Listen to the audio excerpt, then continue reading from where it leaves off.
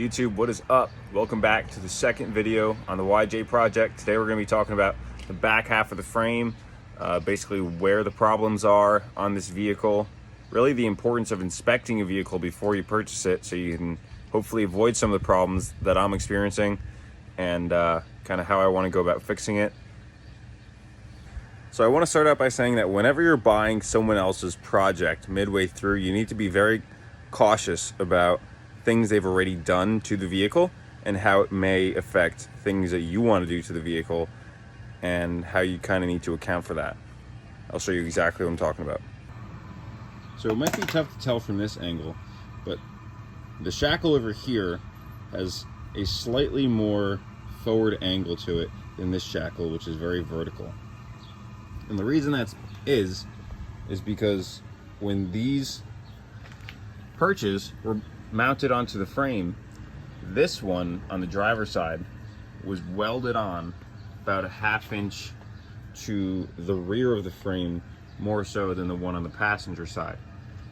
So to correct, and you may ask why is that a problem? Well, when we were trailering it home, this shackle was flipping, and that's a problem because that can break your spring and cause all sorts of weird suspension problems. So the way I plan on correcting that is cutting this perch off the frame and moving it up a little bit, and that way I can get the correct shackle angle on this. And these also may not be on here in the correct orientation. You need to double check that. Issue number 2, rust.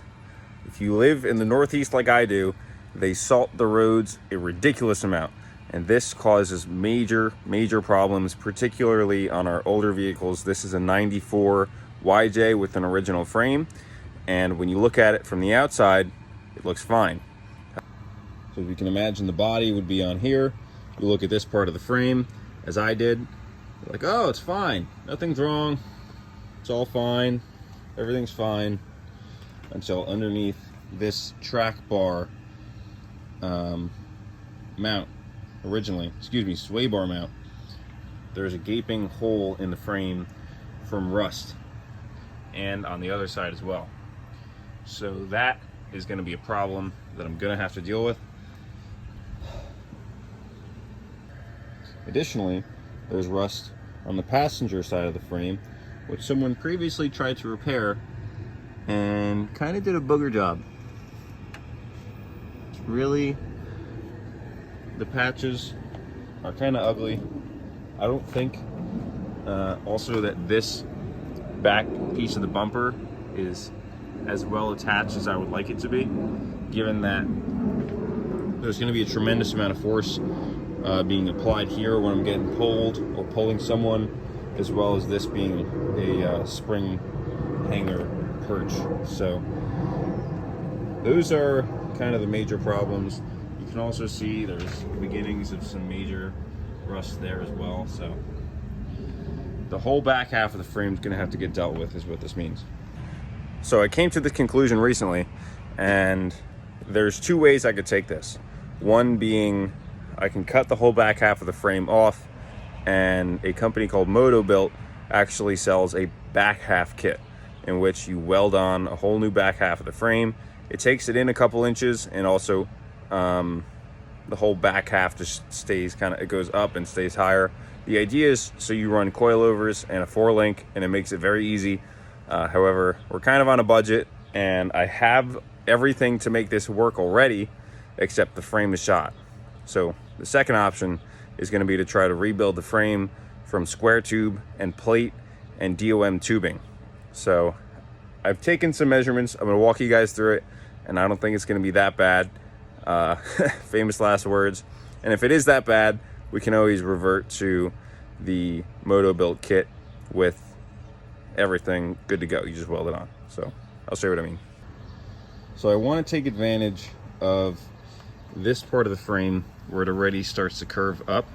So I'm probably going to make a cut somewhere around here, and then take a piece of square tube that fits into this and follow that line up, and then make some sort of angle cut on that, and then just have another piece that goes straight along the top side here, and then bring it back down. And the reason you actually even want to bother with this whole middle section is so you have an appropriate amount of travel for your axle and wheel and whole suspension to work. Because if it were just going straight, you could smash your axle tube on the frame, which would give you very limited suspension travel and terrible qualities. Another factor I want to consider is doing some sort of DOM bracing along the middle here, somewhere where this cross member is, and potentially trying to set up some sort of sway bar, like an anti-rock aftermarket system. I think it could be achievable, and also dealing with the welds on the inside here, just cleaning that up really well and just making it all a lot more stout. So I've got to go get some square tube, some plate, and some DOM, and I'll check back in with you guys in a little bit, and we'll start cutting the frame and getting after it.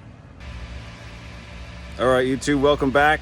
Now is the moment of truth. We have to cut the lower spring perch from the frame and re-weld it about a 1/2 inch forward from the passenger side. So I'll show you my whole setup, and hopefully I don't cut the frame too bad. My first time ever doing something like this, so if I make an idiot of myself, we'll see what happens. This is my setup with the Harbor Freight titanium plasma cutter. Got my 240 line, little form jack to take the pressure off, and the idea is just to cut these welds and not the frame. We'll see how well I do, and stay tuned. Ready? Mm-hmm.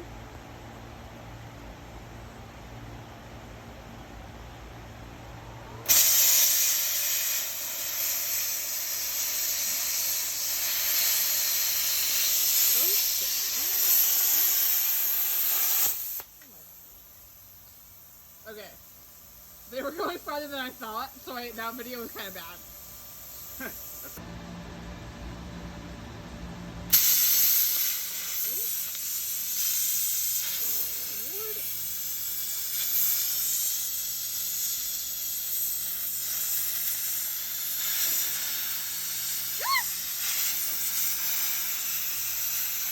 Okay, this is not safe.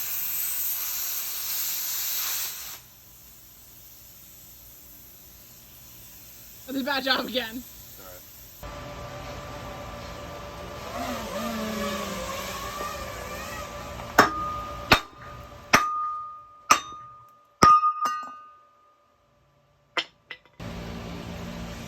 Alright, so we just got that mount off.